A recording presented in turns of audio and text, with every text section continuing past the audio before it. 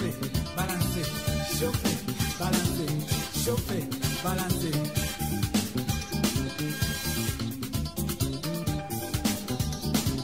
Owani, Owani, local in the way. Owani, local in the way.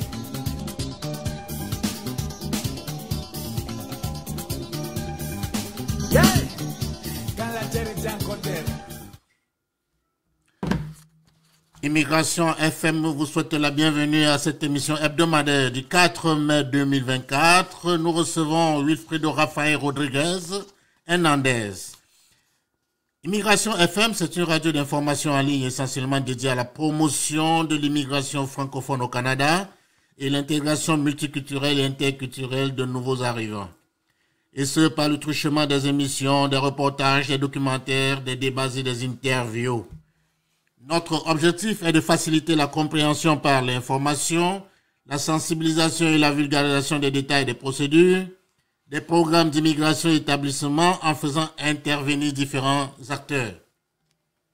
Avec un vaste auditoire composé dans sa grande majorité des francophones d'Afrique et d'Europe, Immigration FM ambitionne d'être un vecteur d'intégration pour les nouveaux arrivants. Depuis quelques jours, une nouvelle pétition au gouvernement du Canada est en circulation. Elle est soutenue par le député Alexandre Bouléris. Au menu de celle-ci, les mêmes revendications, à savoir les délais de traitement des demandes de parrainage d'époux, de conjoints de fait et d'enfants à destination du Québec, qui sont excessifs, souvent plus de 2 ans, en raison des cibles annuelles du regroupement familial fixées par le Québec. Ces retards causent une séparation longue et forcée des familles de citoyens et résidents permanents canadiens, exacerbée quand les époux ou enfants ne peuvent pas visiter leurs parents au Canada sans un visa de visiteur. Surtout, malgré les déclarations de l'honorable Sir Fraser en mai 2023, les taux de refus des visas visiteurs restent élevés, surtout pour ceux ayant déjà une demande de parrainage en cours. De plus, ces camarades sont souvent pas traités. Ces demandes ne sont pas souvent traitées en priorité, entraînant des délais supplémentaires. Le Canada permet aux individus en attente de parrainage de solliciter un permis de travail ouvert s'ils sont au Canada, avec un statut de visiteur et une demande de résidence permanente en cours. Déjà, le ministre fédéral de l'immigration, réfugiés et citoyenneté, Marc Miller, a été mis en demeure par l'Association québécoise des avocats et avocates en droit de l'immigration. Pour en parler tout au long de ce rendez-vous hebdomadaire, nous recevons Wilfredo Rafael Rodriguez Hernandez, l'une des victimes de cette situation catastrophique pour de nombreuses familles qui attendent d'être réunies au Québec. Bien évidemment, les questions de nos auditrices et de nos auditeurs sont les bienvenues. Sur notre page Facebook ou sur WhatsApp, le numéro de téléphone est affiché au bas de l'écran. Mais avant de commencer, permettez-moi de faire une brève présentation de notre invité.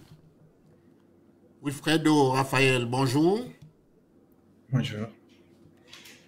Alors, vous êtes vénézuélien et brésilien, un développeur, analyste et photographe, principalement dans le secteur médical. Créateur de centaines d'articles sur Wikipédia en espagnol, anglais et français, vous êtes également photographe reconnu par Wikipédia. Vous avez travaillé dans diverses entreprises des secteurs publics et privés au Venezuela, au Canada et au Brésil. Actuellement, vous jouez un rôle clé à la régie de l'assurance maladie du Québec au Canada, optimisant le processus de santé publique pour plus de 8,3 millions de bénéficiaires. Vous êtes actuellement en attente d'un processus de réunification familiale pour rejoindre votre famille au Canada. Monsieur Hernandez, comment se porte votre famille? Avant de commencer, merci Novas pour l'opportunité d'être ici et parler sur mon cas. Oui, il y a plusieurs... Depuis l'année passée qu'on a déposé le processus de parrainage pour ramener ma famille ici. Mais dans cette semaine qui vient de passer, je me suis rendu compte que mon dossier simplement n'existe pas dans le système. Cette situation, c'était totalement choquant pour moi et ma famille. parce que j'ai toutes les preuves, j'ai les emails automatisés que j'ai reçus du système, j'ai la carte, aussi la confirmation que j'ai envoyée, les paiements, toutes les preuves, mais j'ai reçu un email après de demander une vérification de document que ça s'appelle ATIP pour voir qu'est-ce qui s'est passé avec mon processus. Et mon processus simplement n'existe plus, n'existe pas dans le système. Ça,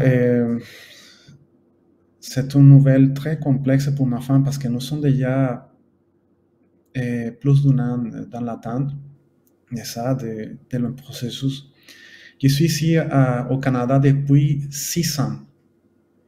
Je suis arrivé comme un travailleur qualifié et après 3 ans, j'ai entré dans le processus de résident permanent, j'ai devenu résident permanent.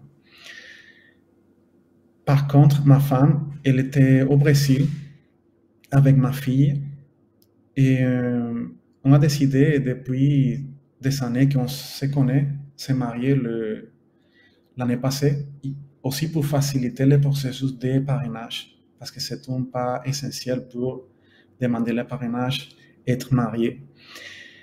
Et on a soumis tous les processus avec tous les preuves. C'est un processus très complexe. Juste pour t'expliquer un petit peu sur ça, le système, il demande la même information plusieurs fois.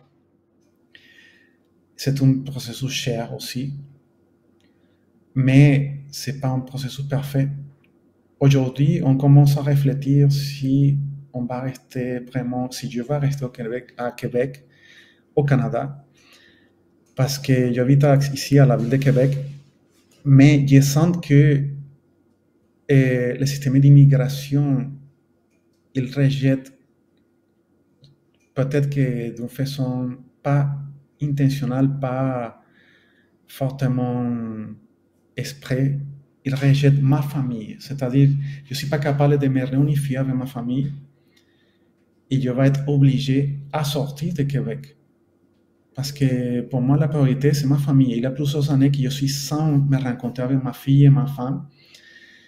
Il est totalement décourageant de penser que dans ce processus de regroupement familial, nous ne pouvons pas obtenir aucune information. J'ai déjà parlé au Premier ministre, oui. Oui, vous dites que vous entendez partir du Québec. Est-ce à dire que vous allez du côté anglo-saxon où c'est plus facile le regroupement familial? Oui, et dans le côté anglo-parlant, c'est juste une année maximum. Ici à Québec, le temps change. Par exemple, cette semaine, c'était 34 mois, c'est-à-dire presque 3 ans. La semaine passée, c'était 28 mois. C'est-à-dire que ça change.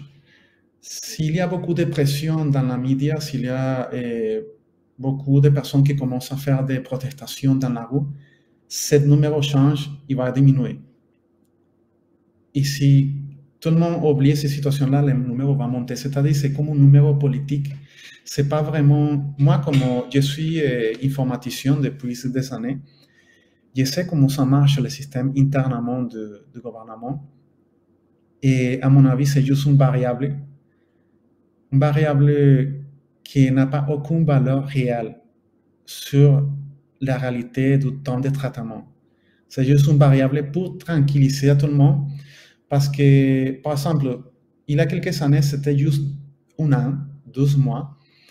Tout le monde appliquait, mais quand les 12 mois sont passés, les numéros changent à 18 mois. Quand les 18 mois sont passés, ça change à 24, ça change, ça monte dans un processus infini. C'est juste pour tenir la personne dans une attente infinie. Et je ne sais pas pourquoi ce niveau d'irresponsabilité de la côté du gouvernement, parce que le problème spécifique, c'est Québec. Ce n'est pas le fédéral. Il y a un problème du Québec qu'il doit être amélioré, ce processus d'immigration. À mon avis, le Québec ne besoin pas des immigrants. C'est juste ça. C'est la philosophie de la CAQ. la CAQ utilise la loi cité, la CAQ utilise la loi cité, utilise des enquêtes pour la violation systématique des droits de l'homme. C'est-à-dire, il y a un semaine que le ministre de l'Immigration a dit qu'il y a une enquête qui a dit que les Québécois ne besoin pas plus d'immigrants. Et à cause de ça, on va arrêter le processus de ramification familiale. Selon moi, quand je suis arrivé au Québec, je pensais que Québec c'était un pays, c'était une province ouverte à l'immigration. Mais j'ai plus l'impression comme si je suis dans l'époque du colonialisme, c'est-à-dire ces choses que juste dans les livres de tests de l'histoire de mon pays au Brésil, c'est écrit, c'est-à-dire je me sens comme dans une société avec beaucoup de préjugés contre l'immigration, fermée totalement, principalement au niveau du gouvernement. Ça se sent comme si je suis dans l'époque de la colonisation parce que les discours politiques, c'est plus la polarisation. Parce que quand le gouvernement, dans ce cas la CAQ, n'a pas aucune chose à offrir, c'est plus facile diviser la population, créer la polarisation.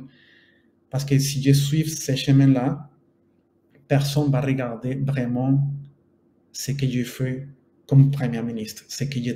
Personne ne va regarder mon travail. Je vais juste séparer la population va se chicaner et personne va vraiment regarder ce que je fais pour améliorer l'économie. C'est juste un jeu émotionnel. C'est utilisé pour Donald Trump, c'est utilisé en France pour Marine Le Pen, c'est utilisé aussi dans l'Amérique latine pour plusieurs gouvernements, Hugo Chavez par exemple. C'est une stratégie bien directionnée pour séparer la population de deux côtés. Dans ce moment, il y a un côté fédéral et le Québec, c'est chicane infinite où le fédéral va dire que le problème c'est le Québec et le Québec va dire que c'est le fédéral. Mais la réalité, c'est qu'aucun les deux côtés sont vraiment intéressés en solutionner la problématique. Parce que si la problématique d'immigration est solutionnée, à qui je veux dire que c'est le coupable? Si je solutionne la situation par exemple aujourd'hui, le sujet c'est qu'il n'y a pas suffisamment de maisons pour l'immigration, c'est-à-dire le marché immobilier est collapsé à cause de l'immigration. Mais c'est pas vrai. C'est parce que l'immigration s'est concentrée en faire venir des immigrants ultra formés, c'est-à-dire très étudiés, et pas l'immigration pour la construction de maisons. Le résultat, c'est que... Wilfredo? Oui, je t'attends. Oui, je suis d'accord avec vous par rapport à l'extension des procédures. Mais est-ce que vous ne croyez pas aussi que c'est à cause de dossiers? Il y en a tellement quand même, non? Aujourd'hui, là, nous sommes à 38 500 dossiers environ qui attendent d'être réunis, des familles qui attendent d'être réunies. Est-ce que ce n'est pas aussi la cause de ce retard-là? En fait, il y a une limite, il y a un numéro fixe que le Québec reçoit par année. Cette limite, c'est une limite imposée pour la CAQ et pour le gouvernement provincial. Et à cause de ça, ces temps commence à monter. Mais on ne sait pas vraiment où vient ce numéro-là, où vient les 34 mois que c'est aujourd'hui, ce temps-là, 34 mois. On ne sait pas vraiment comment ça est calculé. Ça peut être, à mon avis, c'est juste une chose politique parce que chaque fois qu'on commence à faire des pressions avec la média, ce numéro-là descend. C'est une boîte noire. Je ne sais pas, mais c'est sûr qu'aujourd'hui, ce numéro-là, de 34 000, ça change. Mais aussi, c'est le processus bureaucratique du ministère d'immigration. Ce bâtiment du ministère d'immigration ont des processus trop compliqués pour faire revenir notre famille. Pas juste les processus même, aussi internement dans le ministère. J'ai des informations avec des collègues qui travaillent là, qui utilisent des processus bureaucratiques, les systèmes sont obsolètes. Aussi, il y a beaucoup de personnes âgées qui travaillent dans le ministère. Aussi, selon une étude qui s'était faite par les IRCC, il y a des préjugés là aussi dans les ministères. Les immigrants qui travaillent dans ce ministère sont blanches de préjugés. Et aussi, si tu regardes la graphique des quantités d'immigration qui est acceptée par année, et, par exemple, l'Ukraine, les immigrants asilés qui viennent de l'Ukraine sont 10 fois plus acceptés que ceux qui viennent du Cameroun, par exemple. Ça veut dire que l'immigration de pays européens est plus bienvenue qu'une immigration d'un pays qui se trouve dans des problèmes dans l'Amérique latine. Par exemple, l'Haïti, c'est la même problématique. Le temps pour prendre les dossiers d'une personne qui vient de l'Haïti, ça prend 10 fois plus qu'un dossier d'une personne qui vient de l'Ukraine. À mon avis, ce sont deux personnes qui demandent l'asile. Pourquoi un pays est traité d'une façon différente que l'autre? Ce sont des asilés. Pourquoi il y a plus priorité à personnes qui viennent de l'Europe? J'ai parlé avec un collègue de travail parce qu'à mon avis, il y a quelque chose de racisme là. C'est un racisme systémique déjà reconnu pour le Premier ministre Justin Trudeau. Mais quand je parle de racisme,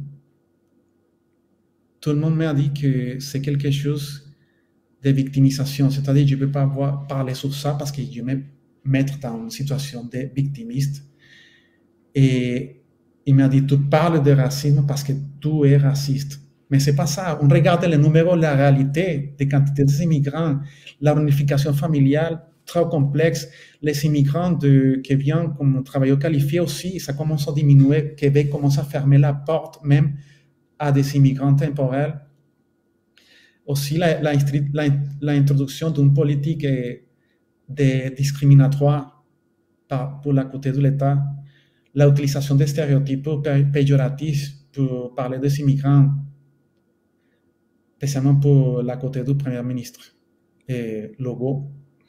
Aussi, la incohérence dans les processus de parrainage. Le système d'immigration, elle essaye d'intégrer politique d'immigration du Canada, mais si nous regardons l'article 1, par exemple, de la loi sur l'immigration, les premiers paragraphes, je me rappelle de ça, il stipule que la loi vise la sélection des étrangers souhaités résider au Québec temporairement ou de façon permanente, la réunification familiale des citoyens canadiens et des résidents permanents avec leurs proches de nationalité étrangère et d'accueil des réfugiés et des autres personnes en détresse.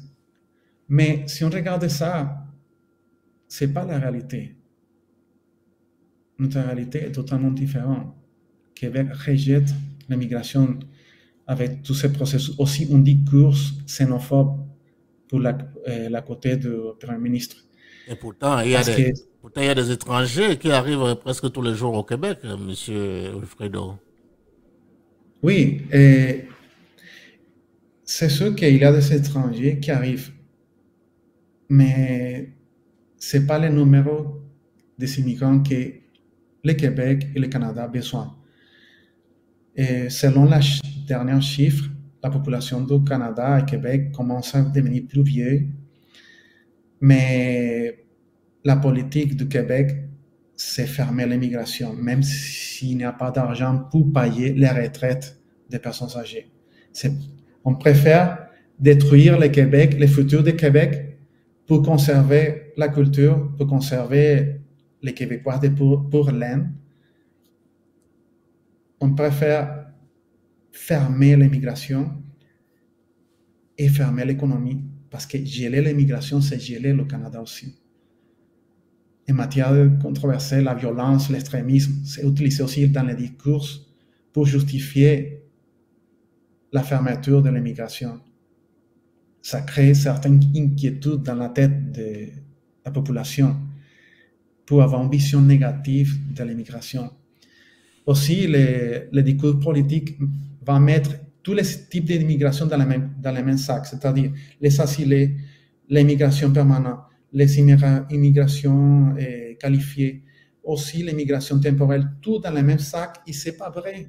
Il y a certaines priorités dans l'immigration. Ce n'est pas possible qu'on traite l'immigration temporelle des travailleurs plus prioritaire que la réunification familiale. La réunification familiale, c'est un droit de l'homme.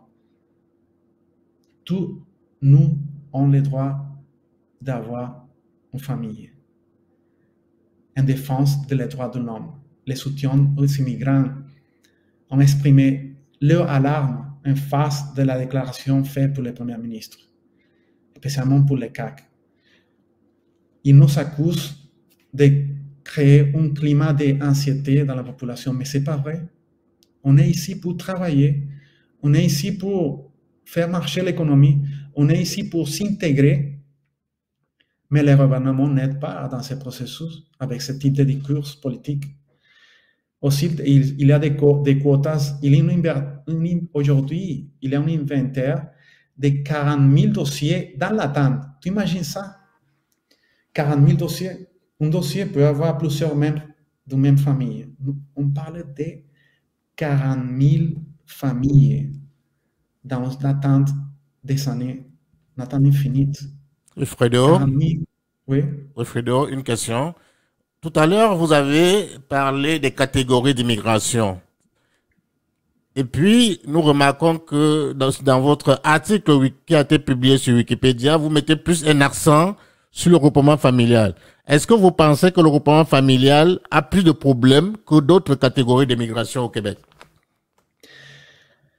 Oui, parce que le regroupement familial, ce n'est pas la priorité de Québec. Nous, pour le gouvernement de Québec, nous ne sommes pas des personnes. Nous sommes juste un chiffre. Nous sommes juste une personne pour contribuer à l'économie. Nous ne sommes pas vraiment des familles qui ont besoin de se réunifier. Le gouvernement du Québec, il a priorisé le travail, les immigrants de travail qualifiés, temporels, sur l'immigration de réunification familiale. C'est-à-dire que la porte est ouverte pour l'immigration des travailleurs, mais totalement fermée pour l'immigration de réunification familiale. Ça va créer deux types d'immigration, c'est-à-dire, ça s'appelle les Nations Unies, on parlait sur ça, c'est totalement interdit parce que ça va être en contre des droits de l'homme, mais ça va créer deux types d'immigration, ça va créer deux types de sociétés, ça va créer des classismes sur un et l'autre, et pas juste va créer des classismes aussi, même les immigrants travailleurs qualifiés qui sont acceptés pour le Québec essaye de tenir ces immigrants-là dans un processus très lent pour obtenir la résidence permanente. Pourquoi? Parce que si la personne n'a pas la résidence permanente, ne peut pas changer d'emploi. S'il ne peut pas changer d'emploi, l'employeur se profite de lui avec un salaire très bas, avec de l'exploitation, avec de la succion de l'énergie de l'employeur. Si tu regardes, la plupart de les entreprises qui prennent des immigrants travailleurs de l'étranger, ce sont des entreprises de la consultation. Ça veut dire, ce n'est pas vraiment une entreprise qui a besoin les travailleurs qualifiés, c'est juste une entreprise intermédiaire qui va se profiter sur les salaires réels final que l'entreprise finale va payer pour ces travailleurs. Ça devrait être ça devrait être illégal parce qu'on commence à créer un marché qui se profite d'une façon exagérée de ces immigrants-là. Et ça va créer une population qui a plus l'accès à tous les services, une population qui a l'accès à changer d'emploi, une population qui a plus de droits dans son travail. Et il y a notre population qui est restée pendant des années. Moi-même, j'ai resté 3 ans comme travailleur temporel. Ce sont 300 dans une entreprise qui s'est profité de moi parce que mon salaire, c'était 50% moins qu'un salaire d'un résident permanent. C'est-à-dire, ces personnes sont ramenées au Canada avec l'excuse que la personne n'a pas l'expérience québécoise. Ils vont donner un salaire très bas pour tenir cette population-là dans un niveau de vie, une qualité de vie très bas. Je parle sur ça juste pour te dire que ce n'est pas juste la réunification familiale. Si tu regardes dans tous les côtés, il y a des problèmes avec la migration au Québec. Oui. Est-ce que vous avez des questions? Oui, tout à l'heure, vous avez dégagé la responsabilité du Québec dans cette situation-là, mais je pense que c'est pas totalement vrai quand on sait qu'au niveau du fédéral, il y a un problème d'attribution des visas pour les familles des personnes qui attendent d'être parrainées. Merci pour la question parce que c'est pas juste le Québec. Le Québec a créé le discours politique de la séparation. C'est pas juste l'immigration. Le Québec croit que c'est une nation, mais c'est pas vrai. C'est une province, c'est pas une nation. Mais ça, c'est un discours politique qui a été alimenté pendant des années pour créer la séparation. Et le fédéral a besoin aussi de ce discours de séparation. Parce que c'est comme un match de hockey ou de soccer, quand les deux côtés sont polarisés, le fédéral, le Canada et le Québec, je parle de la population, quand la population qui va voter pour son premier ministre est polarisée, est plus facile de les contrôler par les émotions. Et ce type de discours est profité même pour le fédéral et pour le Québec. C'est-à-dire que les problématiques d'immigration qui existent aujourd'hui est utilisée pour le Québec et aussi pour le fédéral pour se profiter politiquement parlant, pour se profiter pour obtenir plus de votes, pour se profiter pour continuer dans le pouvoir. Il n'y a pas vraiment un intérêt dans les droits de l'homme. La politique d'immigration gouvernementale du Québec pour les périodes 2024-2027 a dépriorisé la catégorie de réunification familiale. Pourquoi? Parce que notre famille ne sont pas vraiment intégrées selon les cas dans la culture québécoise. Mais c'est quoi la culture québécoise? C'est la langue. Personne ne connaît vraiment c'est quoi la culture québécoise. C'est la nourriture. C'est quoi exactement? Le Québec se ressemble vraiment beaucoup au reste du Canada. Il n'y a pas vraiment une caractéristique différentielle. Il y a un livre qui s'appelle Les Codes Québec que j'ai lu qui parle sur cette situation. Les Codes Québec. Selon les données relevées, il existe une disparité entre la quote annuelle fixée entre 10 000 et 11 000, le nombre actuel de demandes d'attente. Ça arrive jusqu'à 40 000, selon les dernières informations. 40 000 familles qui sont séparées. Ce sont des êtres humains qui sont séparés. Ma famille, je suis séparé de ma fille et ma femme. Ça m'occasionne problème difficile. Je ne suis pas capable même de me concentrer dans mon travail. Je ne suis pas capable de profiter de ma vie est arrêtée. Je suis allé à la psychologue à cause de cette situation-là parce que ça va créer des problèmes psychologiques pas juste moi, dans ma famille aussi. Les périodes prolongées pour la réunification familiale a exposé un nombreux couples à des stress émotionnels intenses qui vont amplifier la préoccupation liée à la fertilité. Par exemple, le stress qui a occasionné ce processus d'immigration a occasionné un avortement spontané de ma femme. Okay. Est-ce que vous avez tenté de demander un visa visitaire pour votre épouse? Et quelle a été la réponse? J'ai demandé ça plusieurs fois et la réponse était toujours la même. Ta femme ne peut pas venir au Canada parce que tu es marié avec elle. Ça va créer une grande possibilité de que ta femme reste au Canada et ne parte pas quand la visa de visiteur soit finie. Regardez, toutes les portes sont fermées. C'est clair que le Canada ne veut pas la réunification familiale. C'est clair que l'immigration, le processus même de réunification familiale, il est créé pour séparer les familles.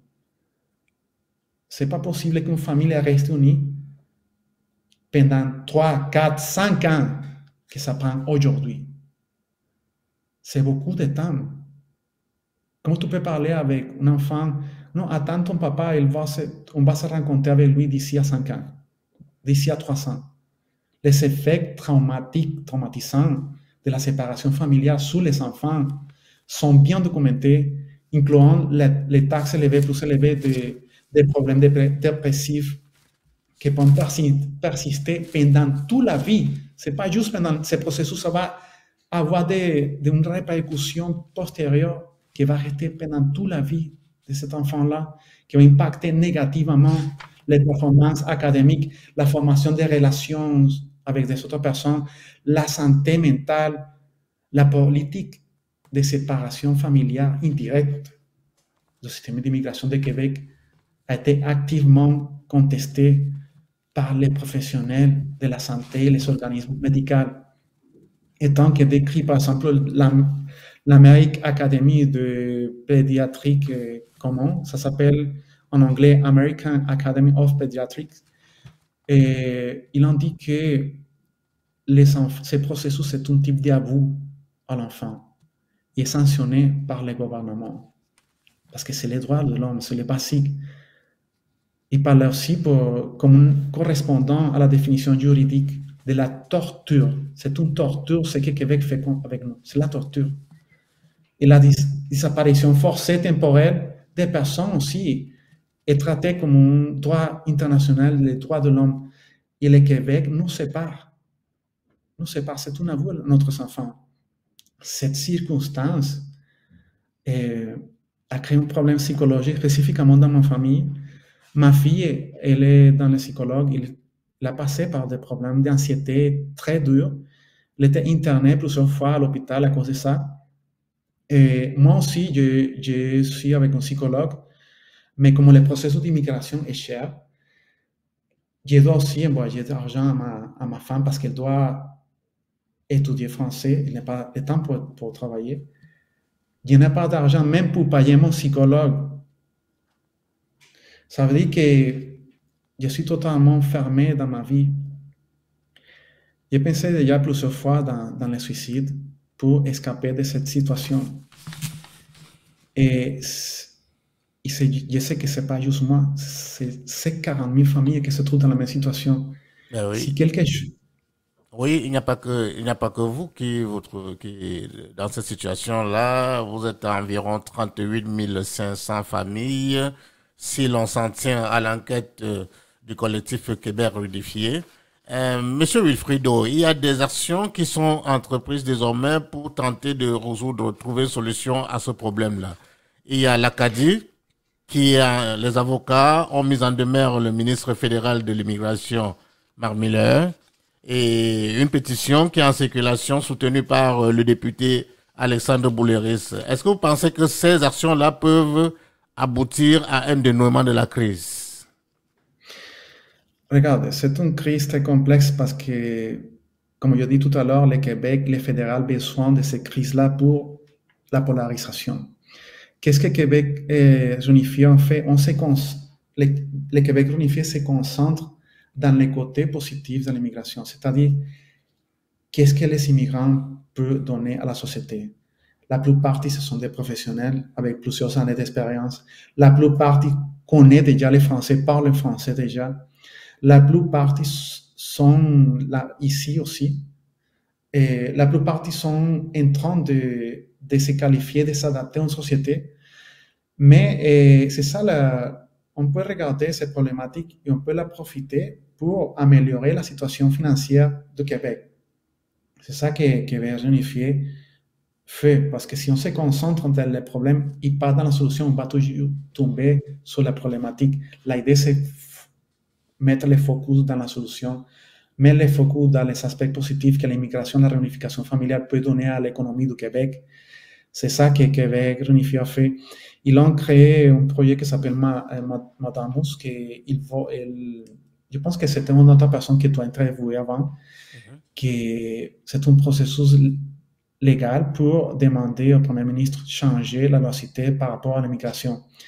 Avant de ce projet-là, il y avait des autres personnes qui, de façon individuelle, ont demandé au gouvernement de Québec pour cette situation. Le gouvernement de Québec a juste fait sortir son processus de réunification. C'est-à-dire, s'il y a quelqu'un qui fait une amende contre le gouvernement du Québec, le gouvernement va faire sortir ce dossier-là. C'est-à-dire, ils vont réunifier à cette famille d'une façon prioritaire parce que de cette façon, le gouvernement peut fermer les cas. Mais la condition est, tu dois arrêter de faire l'amende, tu dois arrêter de me demander judicialement et je vais faire que ta famille vienne ici au Québec. Mais ce n'est pas un problème d'une famille, c'est un problème systémique de ces 40 000 familles. Le Québec doit arrêter de contrôler ces numéros, doit arrêter de contrôler la réunification familiale. C'est les droits de l'homme. Tu ne peux pas utiliser un numéro pour tirer les droits de l'homme. Les droits de l'homme, c'est le plus essentiel. Tu ne peux pas utiliser une enquête que le Premier ministre d'immigration de Québec a utilisée 8 jours avant pour dire non, on doit fermer l'immigration temporelle parce qu'il y a une enquête qui parle qu'il faut faire ça. Wilfredo, est-ce que vous pensez que c'est un problème de la CAQ? Non. Ce n'est pas un problème de la CAQ, j'imagine. La CAQ utilise les discours xénophobes, les discours anti-immigrants, les discours de séparation, de polarisation pour se profiter politiquement. Mais aujourd'hui, peut-être la CAQ, demain peut-être autre parti politique, les fédérales aussi utilisent les discours contre le Québec. Et ce n'est pas un problème du parti politique, c'est un problème systémique, gouvernemental et aussi de la société. D'accord. Mais pourtant, la ministre de l'Immigration, de la francisation, de l'intégration du Québec, Mme Christine Fréchette, s'est dit sensible aux préoccupations de ces familles qui attendent d'être réunies. Est-ce que c'était juste une langue de bois, selon vous? Regardez, il y a un gros différence en ce que le gouvernement parle et la vérité. C'est-à-dire, il y a une longue distance entre les discours politiques, les discours démagogues. C'est une grosse différence entre la diplomatie et ce que vraiment le gouvernement fait. La ministre peut se sentir très préoccupée. Ah, je suis très préoccupée pour l'immigration. Ah, je me sens très triste pour tous ces migrants. Mais il y a quelque chose concrète que la ministre va faire pour les immigrants. Non, n'hésitez pas une planification concrète. N'hésitez pas un changement de chemin. Je peux me sentir très préoccupé, mais c'est juste quelque chose pour montrer un visage joli dans la média de communication. Mais quand on regarde vraiment dans la loi citée, dans les options que le gouvernement de Québec prend pour résoudre la problématique des crises humaines de la réunification familiale, il n'y a pas des options, il n'y a pas vraiment de quelque chose d'important qui était fait pour résoudre ces situations-là. Nous ne sommes pas des intérêts, nous ne sommes pas la priorité, nous ne sommes pas des humains, nous sommes juste des chiffres que le gouvernement utilise pour la polarisation. Et du côté le fédéral, aussi, il y a un traitement différentiel, comme je parlais tout à l'heure de type d'immigration. Aussi, il y a un processus de sélection qui prend beaucoup d'années, c'est-à-dire on commence à perdre la vie. Comment je peux récupérer 3 à 5 ans que j'ai perdu avec ma famille? Comment je peux récupérer ça? Ça ne se récupère jamais. Ça va impacter ma vie, ça va impacter la prochaine génération, les enfants de mes enfants. Aussi, il y a une disparité dans la demande d'admission par rapport à la quantité de numéros de personnes qui sont traitées. Les théâtres politiques entre Québec et Ottawa, j'ai parlé sur ça. Les leaders, par exemple, de Matteo Salvini, Viktor Orban et Donald Trump, c'est la même chose qu'utilisent les premiers ministres légaux. C'est le même type de discours politique pour séparer la polarisation de la population. La ministre d'immigration de Québec, Christine Fréchette, pour répondre à ta question, il ne s'intéresse pas vraiment. Parce que si tu parles de quelque chose dans la média, mais tu ne fais pas des actions concrètes pour solutionner la situation, c'est juste l'hypocrisie. C'est juste l'hypocrisie. Miller a justifié ça. Oui. Elle peut avoir de la bonne volonté, mais sans avoir les moyens de le faire. Alors, si c'est ça, pourquoi il ne dit pas ça dans la média? Pourquoi il dit, je suis très préoccupé pour les immigrants, mais je n'ai rien fait. Non, il fait des promesses. Et la ministre a justifié sa décision. Elle dit que c'est un devoir moral de trouver une solution à ces problèmes. Mais elle ne fait pas vraiment des actions concrètes. Elle a annoncé que le ministre il va jouer toujours la culpe au fédéral. Le fédéral va jouer les problèmes à Québec, fédéral, Québec, et c'est ça éternel. Il n'y a personne qui s'occupe vraiment parce que les deux côtés besoin de la polarisation. Polarisation, c'est le secret pour rester dans le gouvernement sans rien faire. Cette démarche a été critiquée par plusieurs organismes, mais il n'y a pas une solution. La décision de Miller, par exemple, était accueillie avec soulignement par les milliers de familles en attente. Miller essaye d'ouvrir la porte, mais le Québec ferme. À mon avis, il y a juste une seule solution. C'est donner les droits de la réunification familiale au fédéral. Mais je sais que cette solution ne va jamais arriver parce que les deux côtés ont besoin de la polarisation. Aussi, les deux côtés ont besoin d'un sentiment anti-migrant qui a augmenté dans les dernières années, ça a augmenté beaucoup. Spécifiquement dans les 5 dernières années, grâce à les discours xénophobes de la CAQ, qui traite de manière irresponsable l'immigration comme une menace constante pour l'identité et la langue québécoise. Cette diabolisation persiste malgré le fait que la sécession de Montréal, le Québec et la province la moins diversifiée sur le plan de Canada entier. C'est la moins diversifiée. Et que le français reste comme la première langue officielle parlée plus de 90% de la population dans la plupart de la région de Québec. Contrairement, par exemple, à ce que les États-Unis ont fait. Un pays développe grâce à l'immigration, pas pour arrêter l'immigration. L'immigration, par exemple, les États-Unis, elle est citée comme la principale raison du fort redressement économique, surtout dans la récupération de l'impact économique de la pandémie COVID-19. Le gouvernement provincial de Québec, d'un autre côté, elle insiste pour traiter l'immigration uniquement comme un problème et non comme partie de la solution. Wilfredo, ouais. Wilfredo, toujours est-il que le Canada, comparativement à d'autres pays, reste un pays très ouvert aux immigrants. Et puis, les immigrants se sentent très à l'aise ici. Regarde, il y a un différent entre ce que tu regardes dans la média, dans la publicité faux, qui montre le Canada comme quelque espèce d'Eldorado, comme un paradis. Mais ce n'est pas vrai. Quand tu te rends compte de la réalité, c'est trop tard. Quand tu arrives ici, c'est pour ça que je demande à la plupart des immigrants jamais venir ici. Il y a un piège dans l'immigration. Parce que si les portes sont totalement ouvertes, si le Canada dit demain, tous les immigrants peuvent venir, personne ne va venir. Personne ne va venir.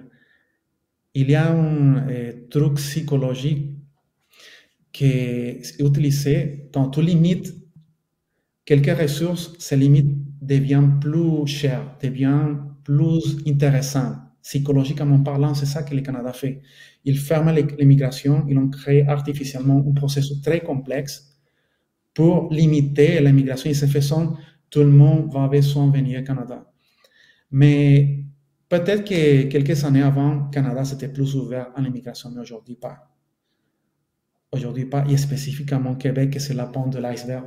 C'est vraiment la région de la planète entière plus fermée par rapport à un processus de réunification familiale. C'est la seule place dans la planète entière, si tu regardes dans tous les pays, même des pays qui sont très fermés, comme certains pays de l'Europe, l'Allemagne, même la France, les seuls pays qui prennent des années pour la réunification familiale, c'est le Canada, spécifiquement le Québec. Ça, c'est inacceptable qu'un pays développé traite à les immigrants de cette façon. C'est totalement inacceptable.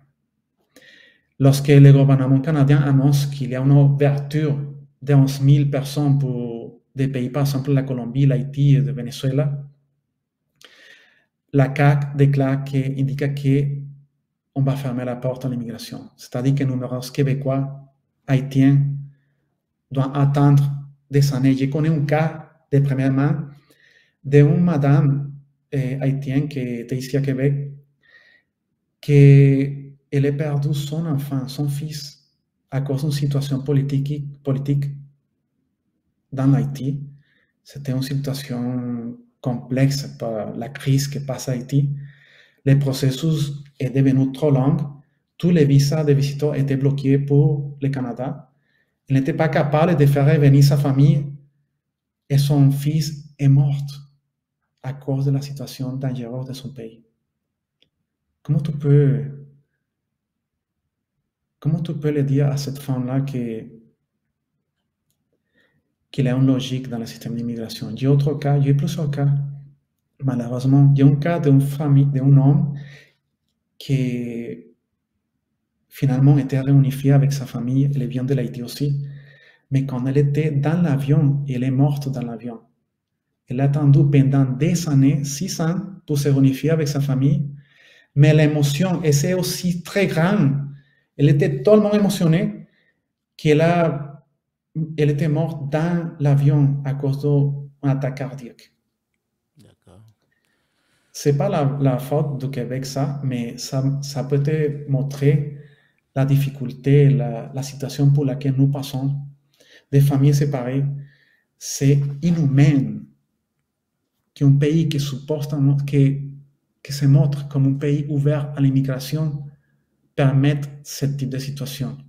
Il y a une madame aussi qui était malade de cancer. Elle attend de la réunification de sa famille. Elle a dit littéralement, la seule chose que je veux voir, c'est mon fils avant de mourir. Avant de mourir. Et le Canada bloque la visa de visiteur pour un processus bureaucratique. C'est sûr que le processus est parfait et bien fait, qui respecte la laïcité canadienne, qu'il faut passer par certaines étapes. Mais où est l'humain? Où est l'humain avant, derrière de tous ces processus? Où sont la famille? Fredo, nous tendons vers la fin de notre émission. Dans 3 minutes exactement, nous allons boucler. Alors, quelles sont les propositions, selon vous, quelles propositions peuvent être intéressantes pour trouver une solution à ce problème de regroupement familial? Oui, évidemment, la politique d'immigration, de réunification familiale doit changer urgentement. C'est pas à cause de nous, c'est parce que ça va aider, ça va apporter à la culture québécoise, ça va apporter à l'économie, ça va aider à développer vraiment la province et le pays. Geler l'immigration, c'est geler le développement économique de Québec et du Canada.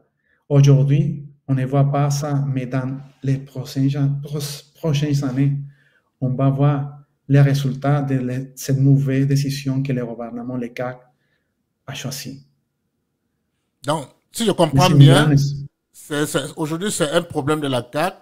Alors, si demain c'est un autre parti politique qui arrive au pouvoir au Québec, les choses, selon vous, vont changer? Ça peut changer, ça peut bouger, Mais toute la société doit travailler ensemble. C'est pas juste un parti politique, parce que les partis politiques, c'est la représentation de la société. C'est la société ensemble qui doit changer sa mentalité par rapport à l'immigration. Nous ne sommes pas les ennemis. Nous ne sommes pas la cause du problème immobilier. Nous sommes la solution. Moi-même, je travaille dans un système, dans mon travail, que ça impacte positivement à 8 300 000 personnes. Comme moi, il y a des autres travailleurs qualifiés qui sont dans le gouvernement, dans différents secteurs dans la société, qui supportent, qui viennent aider l'économie. Pas juste l'économie, aussi la société même. C'est ça qu'on doit comprendre. Le Canada, c'est un pays des immigrants. C'est ça le futur, l'immigration. D'accord. Pas la fermeture. Wilfredo, nous allons prendre une dernière question pour boucler. Et ça, c'est une question d'un auditeur depuis le Burundi. Il demande si IRCC est dans l'obligation de respecter le seuil du MIFI en matière de regroupement familial. Je n'ai pas compris, tu peux répéter. C'est la question de Jonathan depuis le Burundi. Il veut savoir si, dans le cadre du processus de regroupement familial, est-ce que IRCC, c'est-à-dire que le gouvernement fédéral, est obligé de respecter les seuils du Québec? Regarde, Québec, c'est une province. Ce n'est pas un pays, ce n'est pas une nation. C'est une province, c'est ça la réalité. C'est le Québec qui doit respecter le pays. C'est le Québec qui doit respecter la loicité d'immigration. Ce n'est pas le fédéral, ce n'est pas le contraire. C'est illogique. L'imposition de la minorité sur la majorité, sur la plus partie de la population, ça va créer des divisions. C'est ça, ça fait partie du théâtre politique, ce qui parlait tout à l'heure, ça fait partie de la manipulation et la polarisation qui doit arrêter maintenant au Québec, au Canada. Allô? Oui, Wilfredo, votre mot de fin, parce que nous sommes arrivés au thème de l'émission. Est-ce que vous avez un mot pour la fin, pour nos nombreux auditeurs qui nous suivent à travers le monde? Oui, mon dernier mot, c'est juste, si tu commences à voir le Canada comme un pays pour immigrer, c'est le moment de réfléchir et regarder dans d'autres pays. Mais si tu es déjà dans le processus de réunification familiale, il faut lutter ensemble pour un changement de vision. Il faut lutter ensemble pour montrer ce que nous pouvons donner à la société québécoise. Il faut lutter ensemble pour arrêter la division de la société. Nous sommes tous une société ensemble, les immigrants, les Québécoises, les Canadiens anglophones, tout ensemble. C'est là le seul chemin comme on peut développer l'économie, la société. Ce n'est pas la division, c'est la union de notre société qui va faire les changements politiques. Merci beaucoup, Wilfredo, d'avoir accepté notre invitation. L'équipe d'immigration FM vous remercie vraiment de votre disponibilité à répondre à cette invitation. L'équipe, la présentation de ce jour a été assurée par Norbert Ngantechana, journaliste et consultant réglementé en immigration canadienne. À la technique, Alain Zinghi, sans oublier notre spécialiste des réseaux sociaux, la journaliste Fanny depuis le Cameroun. Merci encore, Wilfredo, et à la prochaine. Merci encore. Merci, Norbert. Bye bye. Bye.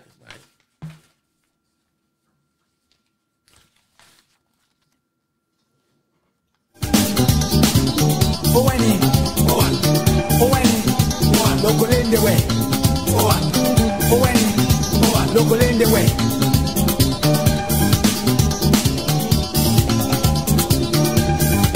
Hey, quand la terre est en côté, tout le monde est frère. Mais maintenant c'est parti, hein.